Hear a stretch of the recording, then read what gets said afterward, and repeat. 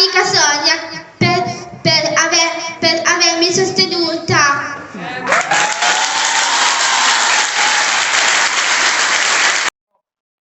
Si è conclusa una splendida kermesse qui nel plesso Leonardo da Vinci del nostro istituto, il Carol Wojtyła di Catania. Un concorso regionale che ha visto in scena i 3 settori: enogastronomia, sala e accoglienza turistica. Una sezione particolare che ha soprattutto emozionato ed entusiasmato i presenti e chiaramente chi ci lavora fondamentalmente, perché ha avuto grande successo, è quella appunto la sezione dei ragazzi speciali. Quindi oggi abbiamo avuto una grande gioia nel poterli premiare con la collaborazione della Casa di Toti, una struttura ricettiva dove i ragazzi speciali si sperimentano e vengono accolti.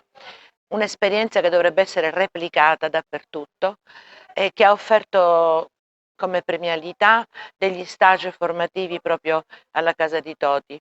Insomma, siamo diciamo soddisfatti perché è una giuria costituita da chef stellati, da grandi professionisti di settore, i ragazzi hanno dato il meglio di sé, molta partecipazione da parte appunto degli alberghieri siciliani e quindi cosa dire, sono veramente contenta e ringrazio tutto lo staff del Wojtyła che ha lavorato per la realizzazione di questo evento, il settore sala, il settore enogastronomia e il settore turistico, gli assistenti tecnici e tutti quanti, perché come dico sempre il lavoro che ripaga è il lavoro di squadra e qui siamo una grande squadra.